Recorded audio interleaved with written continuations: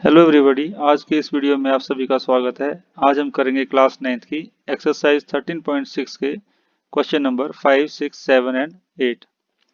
तो क्वेश्चनों को करने से पहले थोड़े हम फार्मूले देख लेते हैं जो इन प्रश्नों को हल करने के लिए प्रयोग होंगे। तो बेलन का वक्र पृष्ठीय क्षेत्रफल होता है 2 पाई आर एच और बेलन का कुल पृष्ठीय क्षेत्रफल होता है 2 pi r h plus 2 pi r square which is equal to 2 pi r हमने कॉमन ले लिया, अंदर बच गया एच प्लस आर। बेलन का आयतन होता है पाई आर स्क्वायर एच। पांचवा प्रश्न है 10 मीटर गहरे एक बेलनाकार बर्तन की आंतरिक वक्र पृष्ठ को पेंट करने का व्यय रुपए 2200 है। यदि पेंट करने की दर रुपए 20 प्रति मीटर स्क्वायर है तो ज्ञात कीजिए।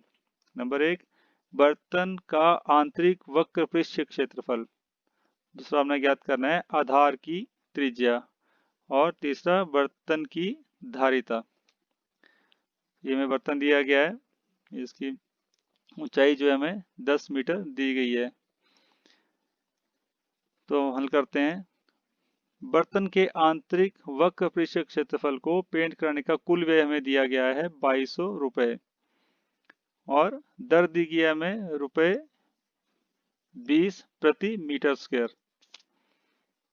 तो बर्तन का आंतरिक वक्र पृष्ठ क्षेत्रफल क्या होगा? कुल व्यय बटा दर।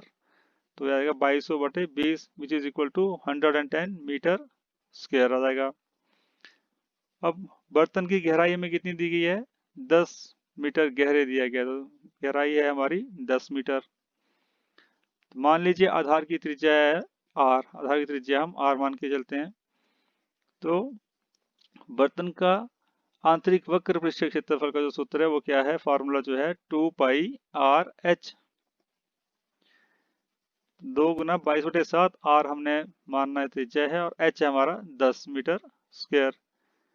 तो हमें फर्स्ट और सेकंड से हमने देखा कि आंतरिक वक्र पृष्ठ क्षेत्रफल जो है 2 गुना 22/7 गुना आर गुना 10 बराबर है कितना है हमारा? 110 मीटर स्क्वायर। इसको हम दोनों को इक्वल कर देंगे। इनके 2 गुना 22/7 गुना आर गुना 10 बराबर है 110। तो आर हो जाएगा हमारा 110 गुना 1/2 गुना 7/22 गुना 1/10 जो हो जाएगा बराबर 1.75 मीटर के। अब हमें आर दिया गया है, हमने निकाला है, दिया नहीं गया है, मैं अभी निकाला है। ये है हमारा 1.75 मीटर और एच हमें दिया गया है 10 मीटर। इसलिए बर्तन की धारिता क्या होगी? बेलन का आयतन। तो बेलन के आयतन का फार्मूला क्या होता है? Pi r square h. तो ये हमारा हो जाएगा 22/7 गुना 1.75 गुना 1.75 गुना 10 metre cube which is equal to 96.25 metre cube, जो हमारा आएगा 96.25 किलोलीटर, क्योंकि 1 मीटर क्यूब बराबर है 1 किलोलीटर होता है। छठा प्रश्न है ऊंचाई 1 मीटर वाले एक बेलनाकार बर्तन की धारिता 15.4 लीटर है। इसको बनाने के लिए कितने वर्ग मीटर धातु की शीट की आवश्यकता होगी? तो आइए हम करते हैं इसे। बर्तन की ऊंचाई दी गई है h बराबर है 1 मीटर और बर्तन की धारिता दी गई है हमें 15.4 लीटर। तो 15.4 upon 1000 equal to 0.0154 metre cube, क्योंकि हमें क्या दिया गया है? 1000 लीटर जो है हमें मालूम है वो होता है इक्वल टू 1 मीटर क्यूब होता है, इसलिए हमने इसको मीटर क्यूब में कन्वर्ट कर लिया पहले। अब मान लीजिए बर्तन के आधार की त्रिज्या जो है वो है हमारी आर मान लेते हैं हम। तो पाई आर स्क्वायर एच बराबर है 0.0154 हो जाएगा। तो 22/7 गुना आर स्क्वायर गुना 1 बराबर है 0.0154 हो जाएगा। अब हम आर को एक तरफ रखेंगे, दूसरी चीजें राइट साइड ले जाएंगे। तो ये सारे जो है यहाँ गुना हो रही है तो यहाँ जाकर ये भाग होगी। जैसे 22/7 है यहाँ जाएगा तो ये राइट साइड पे जाके 7/22 हो जाएगा। तो आर स्क्वायर बराबर है हमारा हो जाएगा 0.0007 into 7 which is equal to 0.0049। ये r कितना हो जाएगा हमारा, फिर अभी r स्क्वायर था, जब r होगा तो ये अंडर रूट लेना पड़ेगा हमें, तो ये हो जाएगा under root of 0.0049 which is equal to 0.07 metre. यानी कि त्रिज्या हमारी कितनी आई, 0.07 मीटर। क्योंकि जो है बर्तन बंद बेलनाकार है, इसलिए बर्तन में लगी धातु का क्षेत्रफल क्या होगा, बर्तन के वक्र पृष्ठ के क्षेत्रफल प्लस दो वृत्ताकार ढक्कनों का क्षेत्रफल, एक ढक्कन नीचे होगा और एक ऊपर होगा, और जो है वक्र पृष्ठ के क्षेत्रफल।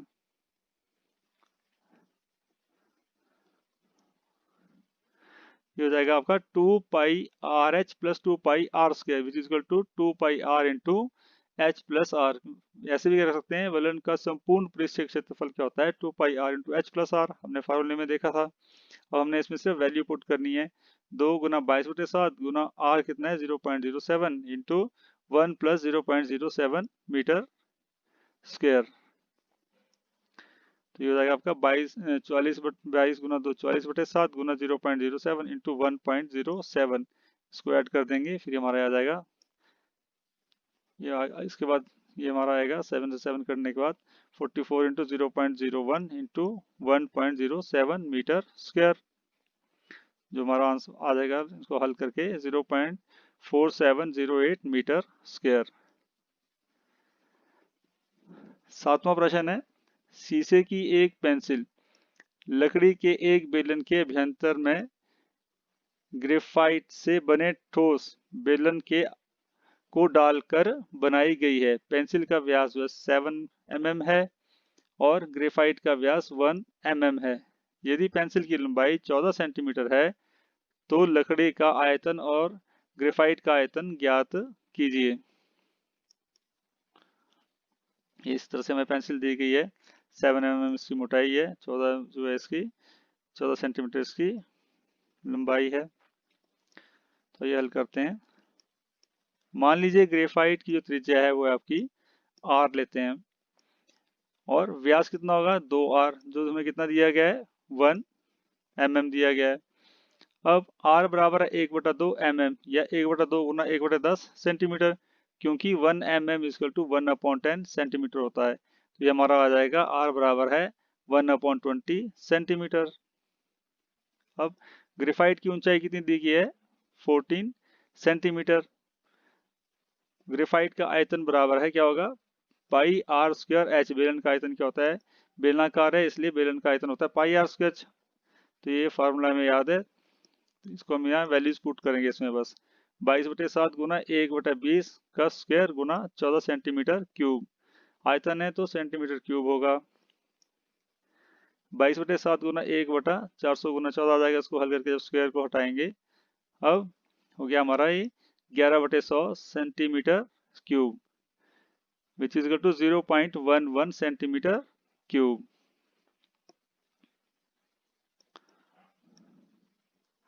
अब मान लीजिए पेंसिल की जो त्रिज्या है वो है r, व्यास कितना होगा 2r, जो त्रिज्या का 2 गुना जो है व्यास होता है, जो हमें दिया गया है 7 mm। अब r बराबर है 7/2 mm, या इसको हम ऐसे लिख सकते हैं 7/2 गुना 1/10 centimetre which is to 7/20 centimetre. क्योंकि 10 mm क्या होता है 1 सेंटीमीटर होता है, तो 1 mm हो गया 1/10 सेंटीमीटर। ये कन्वर्शन हमने यूनिट की करनी है, क्योंकि हमें जो ऊंचाई दी गई वो सेंटीमीटर में दी गई थी और ये हमें मिलीमीटर में दिया गया था, तो हमें दोनों ही एक यूनिट करने हैं, या दोनों को मिलीमीटर करना पड़ेगा या दोनों को सेंटीमीटर करना पड़ेगा। तो यहाँ पे हमने इसे सेंटीमीटर में कन्वर्ट किया है मिलीमीटर को, इसलिए बन गया हमारा 7/20 सेंटीमीटर। अब लकड़ी का आयतन क्या होगा पाई आर स्क्वायर एच, 22/7 गुना 7/20 का स्क्वायर गुना 14 सेंटीमीटर क्यूब हो जाएगा। इसको हल करेंगे तो ये बनेगा हमारा 22/7 गुना 49/400 गुना 14 centimetre cube which is equal to 5.39 centimetre cube हो जाएगा। अब लकड़ी का आयतन क्या होगा, पेंसिल का आयतन माइनस ग्रेफाइट का आयतन होगा। तो लकड़ी का आयतन कितना है हमारा 5.39 सेंटीमीटर क्यूब, और पेंसिल ग्रेफाइट का आयतन कितना आया था हमारा 0.11 सेंटीमीटर क्यूब। उसको माइनस करेंगे, ये हमारा आ जाएगा 5.28 सेंटीमीटर क्यूब। 8वां प्रश्न है, एक अस्पताल के एक रोगी को प्रतिदिन 7 सेंटीमीटर व्यास वाले एक बेलनाकार कटोरे में सूप दिया जाता है। यदि यह कटोरा सूप से 4 सेंटीमीटर ऊंचाई तक भरा जाता है तो बताइए अस्पताल में 250 रोगियों के लिए प्रतिदिन कितना सूप तैयार किया जाता है। हमें क्या करना है, पहले एक कटोरे में कितना सूप मिलता है उसको मल्टीप्लाई करेंगे 250 से, तो हमारा 250 रोगियों का आ जाएगा। और दिया गया है कटोरा जो है वो बेलनाकार है, तो आइए हम इसको हल करते हैं। ये हमें कटोरा दिया गया है जिसका व्यास 7 सेंटीमीटर है और कहाँ तक भरा जाता है, वो 4 सेंटीमीटर ऊंचाई तक भरा जाता है।